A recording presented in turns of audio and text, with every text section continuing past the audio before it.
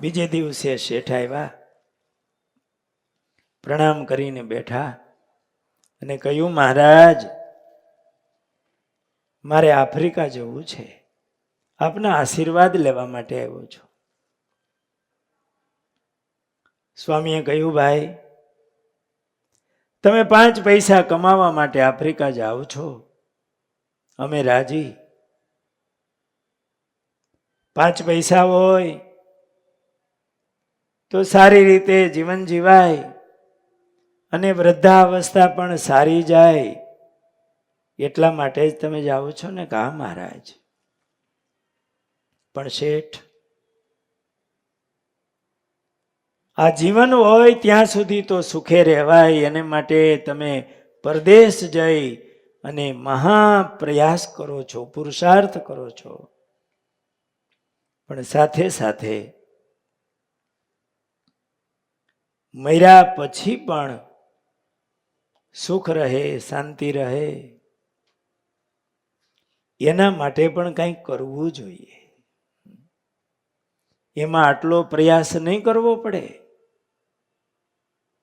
શેઠે આજે પહેલા વહેલા એવા શબ્દો સાંભળ્યા કે મર્યા પછી પણ સુખી રહીએ એવું કરવું જોઈએ. આપણે ક્યારેક ક્યારેક સાંભળતા શું આ સત્સંગના યોગમાં છે એટલે, બાકી લગભગ પ્રવૃત્તિ તો અહીંયા સુખેથી રહેવાય એના માટેની છે, 5 પૈસા કમાવા માટેની. મર્યા પછી મારું શું થશે, સાથે શું આવશે, એવો કેટલોક પ્રયાસ કરીએ છીએ, વિચાર કરીએ છીએ. કરવા જેવું છે. થોડુંક શાંતિથી વિચારીએ તો આ દેહ અને આત્મા બંને જુદા છે. ચૈતન્ય રૂપ એ આપણો આત્મા છે. આપણા આત્માને આ સાધન મળ્યું છે એ મોક્ષ માટે મળ્યું છે. આ માનવ દેહ બહુ દુર્લભ છે. દુર્લભ એટલા માટે કે આ મોક્ષનું એક સાધન છે. બહુ પાછું ક્ષણભંગુર છે. અને થોડુંક વિચારીએ તો બુદ્ધિમાં આવે એવું છે. થોડા ઊભા રહીને વિચાર કરવો, થોડું દેહથી નોખું પડવું, પોતાની સામે જોવું.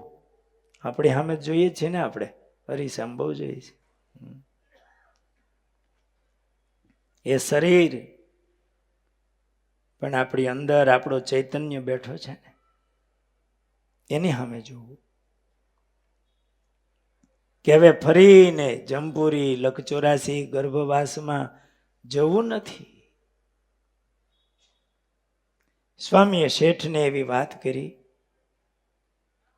શેઠ અત્યારે ભગવાન પ્રગટ થયા છે, એમનો આશરો કરો. ભગવાન તમને સુખી કરશે. એ ભગવાન બધાનું ધ્યાન રાખે છે. સ્વામીએ શેઠને માળા આપી. શેઠ, લો આ માળા, દરરોજ 5 માળા કરજો. સ્વામિનારાયણ, સ્વામિનારાયણ. ક્યારેક દુઃખ આવે ત્યારે ભગવાનને પ્રાર્થના કરજો, આર્ત ભાવથી ભગવાનને પ્રાર્થના કરજો. સ્વામિનારાયણ ભગવાન રક્ષા કરશે, ધ્યાન રાખશે. બીજું, તમે હવે ભગવાનના આશ્રિત થયા છો, પરદેશ જાઓ છો, દારૂ માંસ ન આવી જાય એનું ધ્યાન રાખજો. દારૂ ન પીવું, માંસ ન ખાવું. તમે 5 પૈસા કમાવા જાઓ છો, પણ લોભે કરીને અનીતિ ન થાય, ચોરીનું કર્મ ન થાય એનું ધ્યાન રાખજો. આ 5 વર્તમાનો જ છે આપણા કંઠી બાંધીએ એટલે. નીતિથી ખંતથી કામ કરજો. ક્યારેય ચોરીનું કર્મ નહીં કરતા.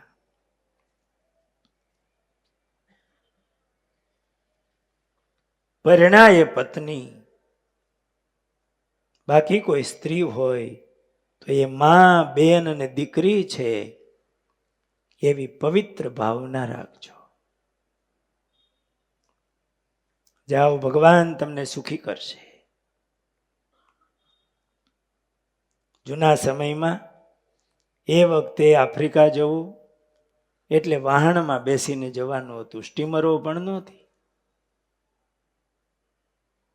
આવ્યા તો આવ્યા, પહોંચ્યા તો પહોંચ્યા, નહીતર રસ્તામાં જય સ્વામિનારાયણ.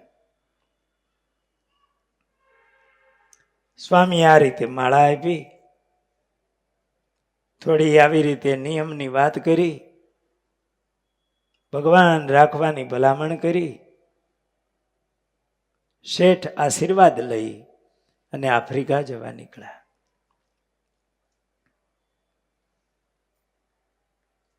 રસ્તામાં સમુદ્રમાં વાવાઝોડું આવ્યું. એ નાવના ખેવટિયાઓ એમણે ઘણું કાબુ રાખવા માટે પ્રયાસ કર્યો, પણ હવે એ પણ હિંમત હારી ગયા.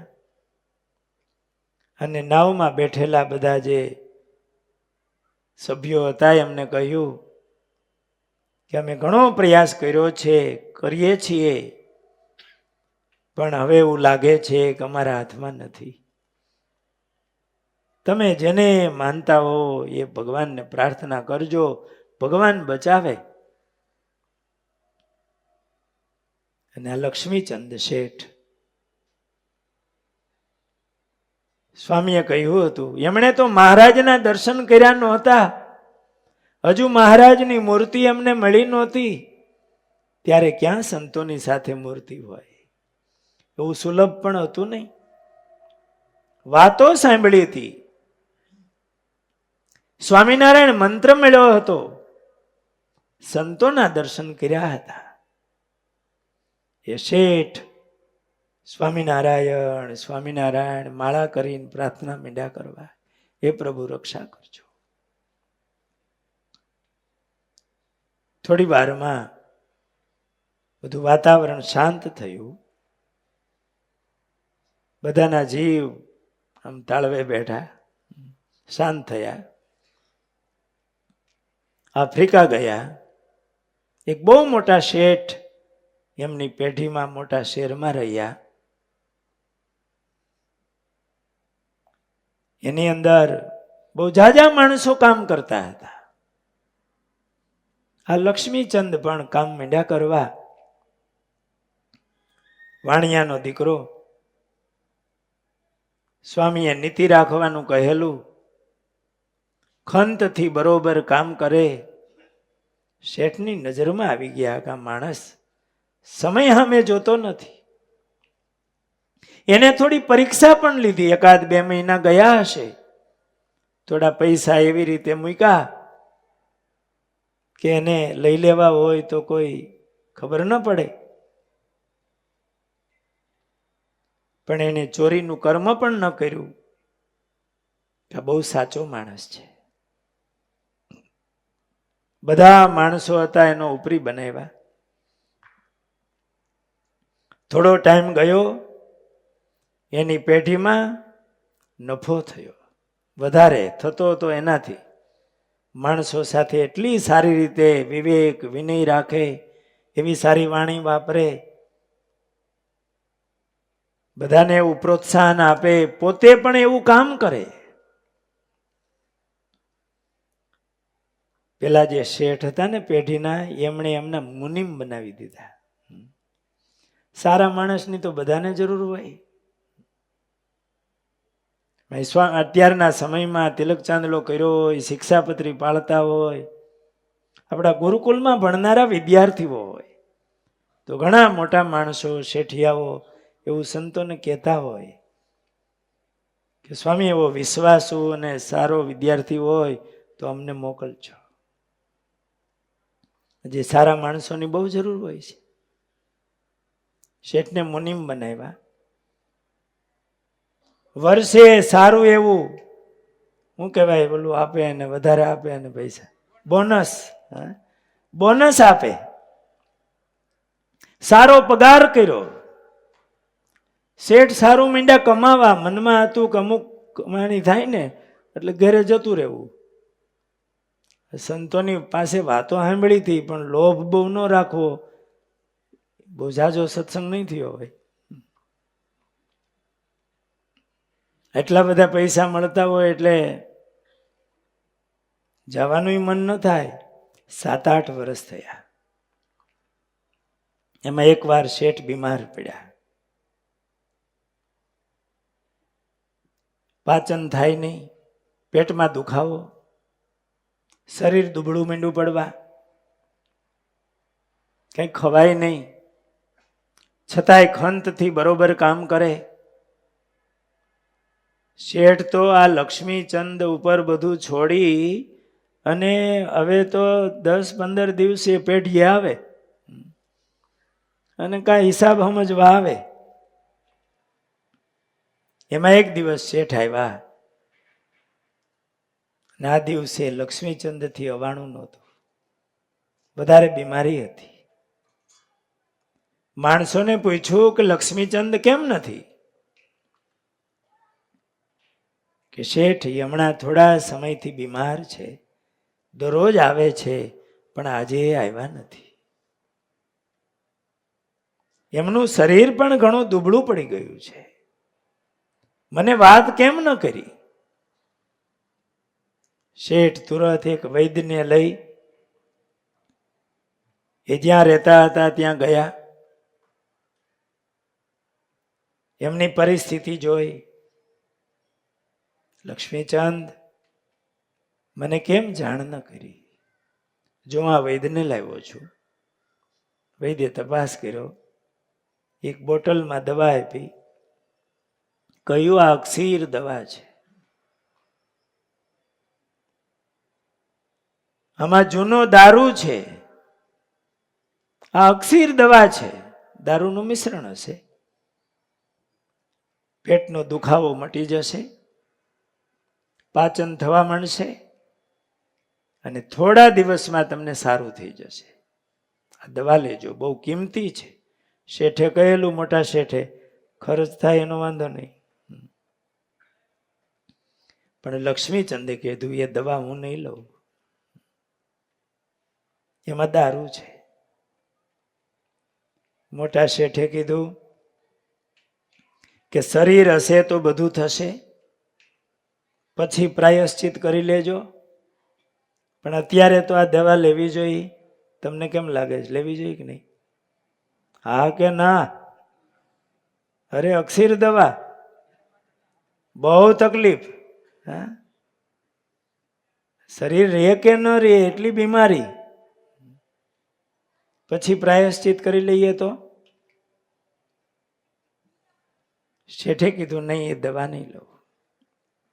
ના, દવા તમારે લેવી જ પડે. લક્ષ્મીચંદને થયું કે મને પરાયણે ન પાય ક્યાંક. એટલે કીધું, શેઠ અત્યારે રાત્રિ પડવા આવી છે, રાત્રે નહીં, કાલે વિચારીશ. થયું કે કાલે આપશું. શેઠ ગયા. લક્ષ્મીચંદને થયું કે મારે જીભ ઉપર દારૂ તો મૂકવો નથી, મને ગુરુએ ના પાડી છે. અને એવો દેશકાળ આવે ત્યારે ભગવાનને પ્રાર્થના કરવાનું કહ્યું છે. બીમારી પણ એવી હતી. અને લક્ષ્મીચંદ 5 માળા નહોતા કરતા, એવું લખ્યું છે. સમુદ્રમાં રક્ષા થઈ, એમને બહુ ભાવ થયો, અને અહીંયા તો ફ્રી હતા, બૈરા છોકરાઓ તો બધાય દીવ હતા. 50 માળા દરરોજ કરતા લક્ષ્મીચંદ શેઠ. સ્વામિનારાયણ, સ્વામિનારાયણ. પણ આજે શેઠે આર્ત ભાવથી મહારાજને પ્રાર્થના કરી. સ્વામિનારાયણ સ્વામિનારાયણ. થોડી વાર થઈને ખડકી ખખડી. મનમાં થયું શેઠ મને દવા પાવા આવ્યા હશે.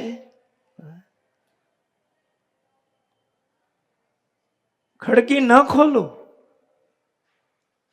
થોડી વાર લાગી. ત્યાં તો શેઠ આવી ગયા, પણ બીજા શેઠ હતા, જેને દરવાજો ખોલવો ન પડે અને આવી જાય એવા શેઠ.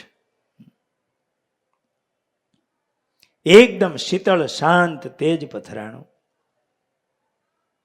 મહારાજની અલૌકિક મૂર્તિ. થયું કોણ હશે? શ્રીજી મહારાજના એમણે દર્શન નહોતા કર્યા, પણ મૂર્તિમાંથી સુગંધ આવી, અને સુગંધ બહુ જાણીતી હતી. સંતો માનસી પૂજા કરતા હતા ને, ત્યારે જે સુગંધ આવી હતી એ જ મહેક આવી. અને ભગવાનની મૂર્તિ છે ને, એમાં તો પાંચેય વિષયનું સુખ એક હારે આવે. કેસર સરખો સુગંધ શ્વાસે. ભગવાનનો શ્વાસ હોય ને એ આમ સુગંધી હોય, અને આપણો શ્વાસ કેવો હોય? દુર્ગંધ ભરેલો. કારણ કે આ શરીરમાં બધો કદડો જ છે. અને ભગવાનની મૂર્તિ તો દિવ્ય છે. એવો આમ સુગંધ આવ્યો. હાથ જોડ્યા કે આપ કોણ છો? મહારાજે કહ્યું, ન ઓળખો? તું જેનું ભજન કરે છે ને એ સ્વામિનારાયણ અમે છીએ. મંદ મંદ હાસ્ય વેરતી એ મહારાજની મૂર્તિ. આંખમાં એકદમ કરુણા ભરેલા મહારાજના નેત્રો છે. મહારાજની મીઠી દિવ્ય વાણી છે. મહારાજે નજીક આવી અને લક્ષ્મીચંદ શેઠના કપાળ ઉપર હાથ મૂક્યો. શેઠ એટલી બધી એને નબળાઈ આવી ગઈ હતી, બેઠું ન થવાય એવી. મહારાજ એના ઢોલિયા પાસે આવી અને માથા ઉપર અમૃતમય હાથ મૂક્યો. ઓહો, એ કેવો પ્રેમાળ હાથ હશે. પ્રેમાનંદ સ્વામી લખે, પ્રેમાનંદ ઉર્મા ધારું કરવર અભય ઉદાર. પ્રભાતિયામાં બહુ સુંદર વર્ણન કર્યા છે. મહારાજે એમના મસ્તક ઉપર હાથ મૂક્યો. એકદમ આમ શેઠને બધાય તાપ સમી ગયા.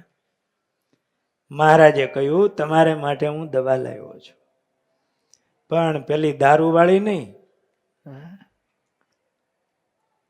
મહારાજ કહે, જો આમાં બીજું કંઈ નથી, આ તુલસીના પાંદડા છે, એમાં થોડું સિંધા લૂણ છે. મહારાજે તુલસીના પાંદની બીડી, સિંધા લૂણ થોડું નાખેલું અને પોતાને હાથે જ એના મુખમાં આપી.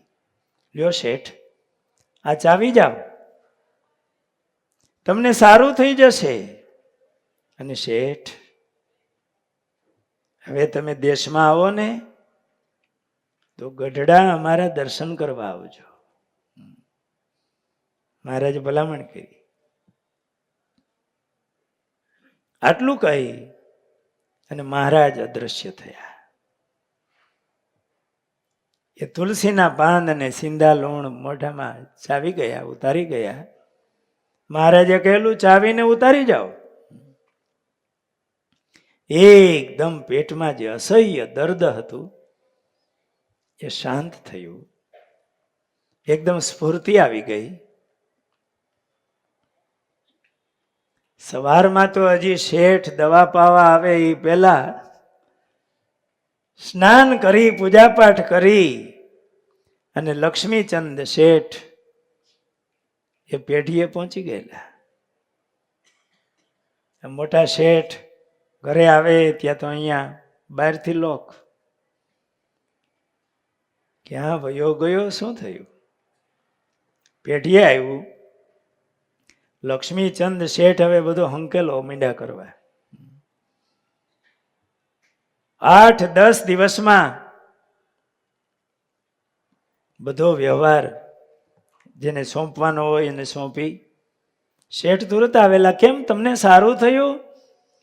હા, મને મારા ભગવાને ઔષધિ આપી, સારું થયું, હવે કોઈ દર્દ નથી. 7-8 દિવસમાં બધો હિસાબ કરી શેઠને સોંપીને કહ્યું, હવે મારે દેશમાં જવું છે. આવો સારો માણસ જતો રહે એ કેમ પાલવે? કે તમને પગાર વધારી દઉં, ડબલ કરી દઉં? નહીં, તમારા બૈરા છોકરાઓને અહીંયા બોલાવી લઈ. શેઠે કહ્યું, નહીં, મારે હવે જવું છે. મનમાં બીમાર હતા ને ત્યારે એવું થતું હતું, હું અહીંયા કમાણો દેશમાં પહોંચાડ્યું હોત ને તો બૈરા છોકરાઓને કામ લાગત.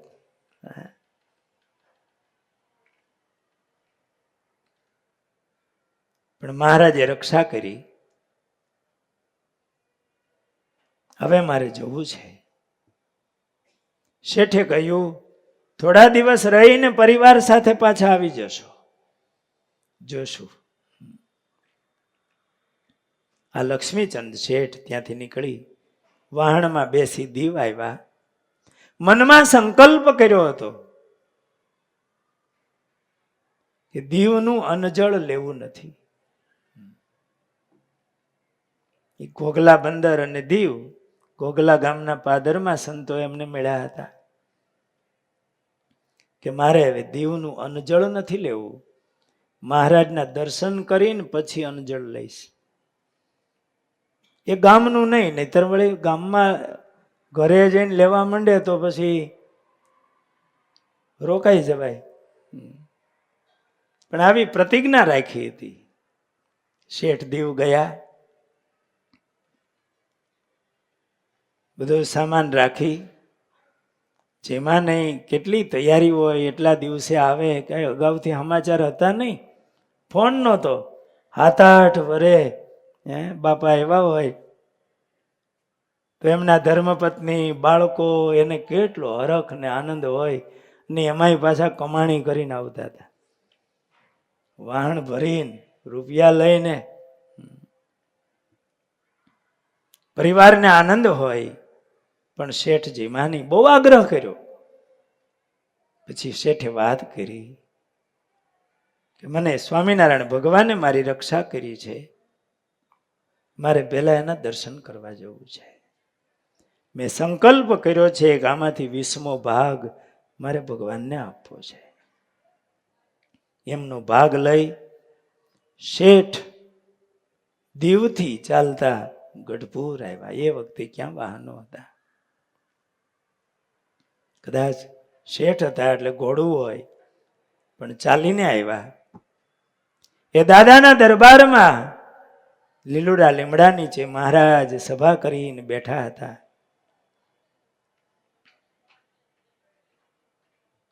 સંતો બધા હતા. લક્ષ્મીચંદ શેઠ એ તો બહુ હોશિયાર, બુદ્ધિશાળી, વાણિયાના દીકરા. એને જે મહારાજની અનુભૂતિ કરી હતી, દિવ્ય દર્શન થયા હતા. મહારાજે એવો રોગ મટાડ્યો હતો. હવે તો સંતોના એ વચન યાદ આવતા હતા, બહુ રોગ મટાડવો છે. મહારાજના ચરણમાં ઢગલો થયા. ઓ, એ કેવું દર્શન કર્યું હશે!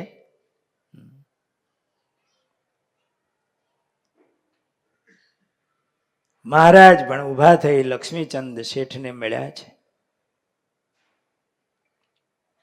ભેટ મહારાજના ચરણમાં મૂકી છે.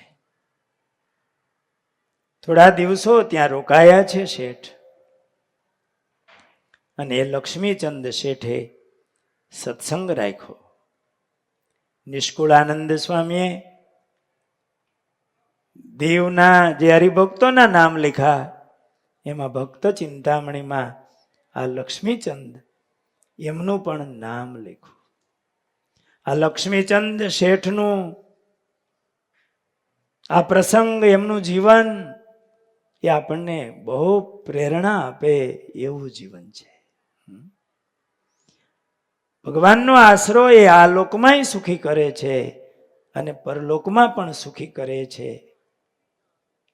એમણે કેવું આદર્શ જીવન બનાવ્યું.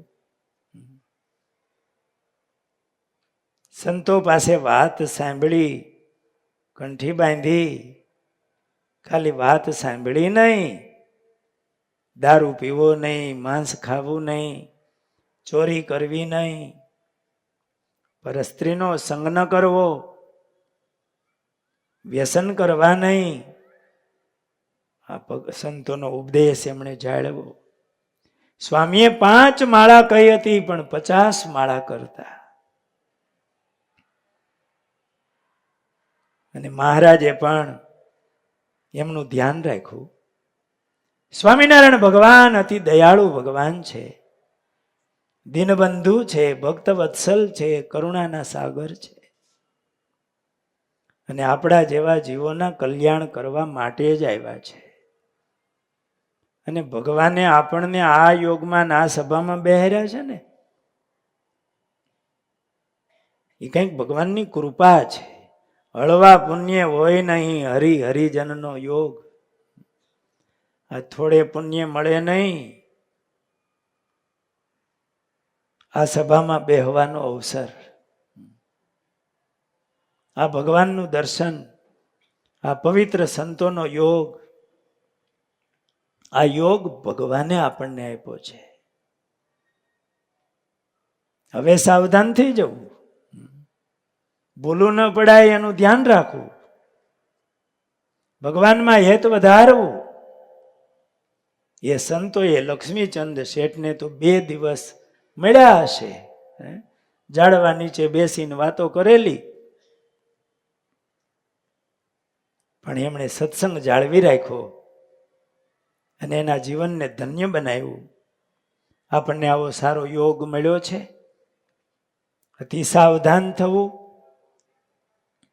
અને ભગવાનને બરોબર રાખવા, સત્સંગ રાખવો. આ અવસર આપણને આવ્યો છે, એ અવસરને વધાવીએ અને ભગવાનમાં દિવસે દિવસે વધારે પ્રીતિ થાય અને આપણી સ્વામિનારાયણ ભગવાનમાં અનન્ય નિશ્ચય, મહિમાએ સહિત એ ભગવાનનો નિશ્ચય આપણા હૃદયમાં થાય. એ આ સત્સંગનું ફળ છે અને ભગવાનનો આશરો એ કલ્યાણકારી છે. જેવો આશરો, જેવો નિશ્ચય, મહિમા આ લક્ષ્મીચંદ શેઠને હતો, એવો આપણા જીવમાં રાખીએ. ગમે એવા દેશકાળ આવે, એ દેશકાળમાં પણ ભગવાન સ્વામિનારાયણનો નિશ્ચય, એમની આજ્ઞા, એમાં જરાય શિથિલતા ન આવે. જેમ લક્ષ્મીચંદ શેઠને કેવો દેશકાળ કહેવાય, પરદેશ, કેવી બીમારી આવી પડે, ક્યાંય ના ન રહે, આ કમાણી કેટલી કરી હોય અહીંયા પડી રહે. તો થોડુંક સાજા થવા માટે પણ દવા નિમિત્તે પણ દારૂ ન પીધો. ભગવાનની આજ્ઞા એવી પાડી. તો આજ્ઞા ઉપાસના આપણા જીવનમાં દ્રઢ રાખીએ તો ભગવાનનો આપણી ઉપર રાજીપો થાય. અને ભગવાન કરે એવું તો કોઈનાથી થાય નહીં. બધું ધ્યાન તો એ જ રાખે છે. બાકી આ લોકમાં ગમે એટલી કમાણી કરી હોય, સંતોષ થતો નથી, શાંતિ પણ મળતી નથી. આખી દુનિયા એનું દ્રષ્ટાંત છે. પણ જે ભગવાનનો થાય ને એને જ શાશ્વત શાંતિ મળે છે. આ લોકમાં અને પરલોકમાં સુખી થાય છે. તો એવા ભગવાન આપણા જીવનમાં રાખવા, એવી પ્રેરણા આ લક્ષ્મીચંદ શેઠના જીવનમાંથી મેળવીએ.